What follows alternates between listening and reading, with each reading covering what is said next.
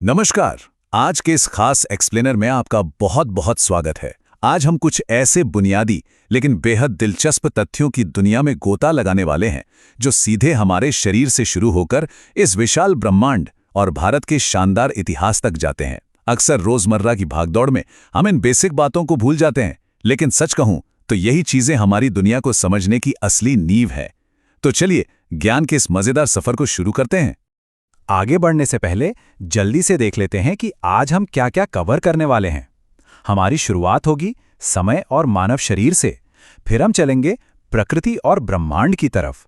उसके बाद भारतीय प्रतीक, भारत को आकार देने वाले महान नेता और आखिर में कुछ प्रमुख स्मारक, भूगोल और ऐतिहासिक खोजें।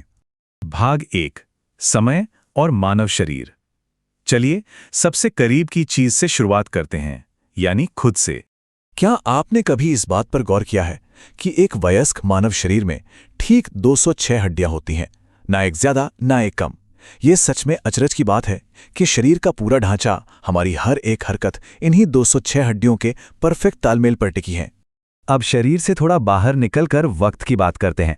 हम सभी की जिंदगी मुख्य रूप से 24 घंटे के ब्लॉकों में बटी हुई है। यही 24 घंटे मिलकर हमारा एक पूरा दिन बनाते हैं। दुनिया में कोई कितना भी अमीर या गरीब क्यों ना हो, समय का ये पैमाना सबके लिए बिल्कुल एक जैसा है। और देखिए, समय का ये 24 घंटे का चक्र आगे चलकर कितनी खूबसूरती से एक सिस्टम में बदल जाता है।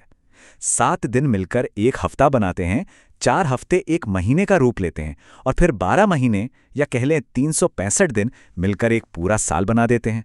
वक्त को मापने का ये कितना सटीक और शानदार तरीका है ना? भाग 2, प्रकृति और ब्रह्मांड। वक्त से थोड़ा आगे बढ़ते हैं और अपनी नज़र आसमान की तरफ घुमाते हैं। हमारे सौर मंडल में कुल 8 ग्रह हैं और इनके आकार में जमीन आसमान का अंतर है। एक तरफ है बृहस्पति यानी जुपिटर, जो इतना विशाल है कि इसे ग्रहों का राजा कहा जा सकता है। वहीं दूसरी तरफ है सबसे छोटा ग्रह बुध यानी मर्क्यूरी। ब्रह्मांड की ये विविधता वाकई हैरान कर देने वाली है। अब विशाल अंतरिक्ष से अपनी गोल सी पृथ्वी पर वापस आते हैं। यहाँ कुछ नियम हमेशा एक जैसे रहते हैं, जैसे सूरज का हमेशा पूर्व से उगना और पश्चिम में डूबना। और एक चीज आपने नोटिस की है, बारिश के बाद निकलने वाले इंद्रधनुष में 7 रंग होते हैं और हमारी इस पूरी दुनिया का भूभाग भी 7 महाद्वीपों में बटा हुआ है। कमाल का संयोग है। इसी तरह जानवरों की दुनिया भी किसी अजूबे से कम नहीं है। हर जानवर अपने माहौल के हिसाब से एकदम परफेक्ट है। जैसे सूखे रेगिस्तान को आसानी से पार करने वाले ऊंट को रेगिस्तान का जहाज कहा जाता है, तो वहीं अपनी ताकत के दम पर राज करने वाले शेर को जंगल का राजा माना जाता है। भाग 3, भारतीय प्रतीक और हमारी पहचान। अब प्रकृति से निकलकर बात करते हैं हमारी अपनी पहचान की। हमारी पहचान का सबसे बड़ा और सम्मानित प्रतीक है हमारा तिरंगा। पिंगली वेंकैया जी द्वारा डिजाइन किए गए इस राष्ट्रीय ध्वज का हर रंग हमसे कुछ कहता है। सबसे ऊपर केसरिया रंग जो त्याग और बलिदान का प्रतीक है, बीच में सफेद रंग जो शांति का संदेश देता है और नीचे हरा रंग जो हमारी हरियाली और समृद्धि को दर्शाता है। और अगर हम देश के राष्ट्रीय प्रतीकों की बात करें तो यहाँ भी एक गजब का संतुलन देखने को मिलता है। एक तरफ है हमारा राष्ट्रीय पशु बंगाल टाइगर, जो बेतहाशा ताकत और फुर्ती की मिसाल है, और इसके ठीक विपरीत है हमारा राष्ट्रीय पक्षी मोर, जो अपनी अतुलनीय भव्यता और सुंदरता के लिए पूरी दुनिया में मशहूर है। एक मजबूत राष्ट्र की बुनियाद उसके कुछ खास स्तंभों पर टिकी होती है, जैसे हमारा प्रेरणादायक राष्ट्रगीत वंदे मातरम। देश की सत्ता का केंद्र हमारी राजधानी दिल्ली, जो पहले कोलकाता हुआ करती थी, और सबसे अहम, देश की सुरक्षा का जिम्मा संभालने वाले हमारे सशस्त्र बल, जो थलसेना, नौसेना और वायुसेना के रूप में बटे हुए हैं। भाग 4, भारत को आकार देने वाले महान नेता। इन प्रतीकों और इस देश को बनाने के पीछे जिन लोगों का हाथ है, अब जरा उन्हें याद कर लेते हैं। हमारे साल भर का कैलेंडर असल में इन महान नेताओं और राष्ट्रीय पर्वों के इर्द गिर्द ही घूमता है। 15 अगस्त 1947 को हमें आज़ादी मिली, 5 सितंबर को हम शिक्षक दिवस मनाते हैं, 2 अक्टूबर को महात्मा गांधी जी का जन्मदिन आता है, 14 नवंबर को बाल दिवस होता है और 26 जनवरी को हम शान से अपना गणतंत्र दिवस मनाते हैं। ये महज तारीखें नहीं, हमारे देश की धड़कन है। इन नेताओं को जो उपाधियां मिलीं, वो उनके महान कामों का सबूत हैं।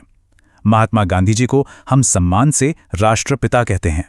स्वतंत्र भारत के पहले राष्ट्रपति बने डॉक्टर राजेंद्र प्रसाद, पहले प्रधानमंत्री बने पंडित जवाहरलाल नेहरू और विज्ञान की दुनिया में देश का सिर ऊंचा करने वाले डॉक्टर एपीजे अब्दुल कलाम को हम हमेशा मिसाइल मैन के नाम से याद करते हैं। वैसे आज़ादी की लड़ाई सिर्फ देश की सीमाओं के अंदर ही नहीं लड़ी गई थी। सुभाष चंद्र बोस जी का सिंगापुर में आज़ाद हिंद फौज की स्थापना करना एक ऐसा कदम था जिसने पूरे स्वतंत्रता संग्राम का रुख ही बदल दिया था। भाग 5 स्मारक, भूगोल और ऐतिहासिक खोजें। हम अपने सफर के आखिरी पड़ाव पर आ गए हैं। भूगोल और इतिहास को एक साथ समझने का सबसे मजेदार तरीका है इमारतों के जरिए देश को घूमना। तो सोचिए, भारत के सबसे मशहूर ऐतिहासिक स्मारक आज असल में किन शहरों में खड़े हैं? चलिए एक छोटा सा वर्चुअल टूर करते हैं। शाहजहां का बनवाया हुआ खूबसूरत ताजमहल आगरा में है। दिल्ली में आपको लाल किला, इंडिया गेट और कुतुब मीनार देखने को मिलते हैं। मुंबई की पहचान है गेटवे ऑफ इंडिया और हैदराबाद की शान है ऐतिहासिक चार मीनार। और हाँ, अहमदाबाद में स्थित दुनिया की सबसे ऊंची प्रतिमा स्टैच्यू ऑफ यूनिटी, इसे कैसे भूल सकते हैं। इमारतों से आगे बढ़कर अगर हम देश के भूगोल और इकोनॉमी को देखें तो गंगा भारत की सबसे लंबी नदी है। दक्षिण में केरल राज्य साक्षरता दर और मसालों के उत्पादन दोनों में सबसे आगे है।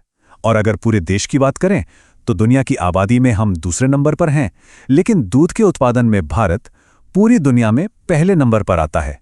क्या बात है। इतिहास की किताबों में कुछ और भी माइलस्टोन्स हैं जो हमेशा के लिए दर्ज हो गए। वास्को डी गामा ने समंदर के रास्ते भारत की खोज की। बछेंद्री पाल माउंट एवरेस्ट फतह करने वाली पहली भारतीय महिला बनी। प्राचीन काल की बात करें तो महान महाकाव्य महाभारत महर्षि वेदव्यास जी ने लिखा था। और क्या आपको पता था कि दुनिया को शांति का पाठ पढ़ाने वाले भगवान बुद्ध के बचपन का नाम सिद्धार्थ था? तो देखा आपने, मानव शरीर की 206 हड्डियों से शुरू होकर हमारे सौर मंडल के 8 ग्रहों की विशालता तक हमने आज कितनी सारी चीजों को एक साथ एक्सप्लोर किया। इतिहास, भूगोल, प्रकृति, सब कुछ एक दूसरे से जुड़ा हुआ है। अब बस सोचने वाली बात यह है कि इस असीम दुनिया में अभी और कितने रहस्य हैं जो खोजे जाने का इंतजार कर रहे हैं। इस एक्सप्लेनर में मेरे साथ जुड़ने के लिए आपका बहुत बहुत शुक्रिया।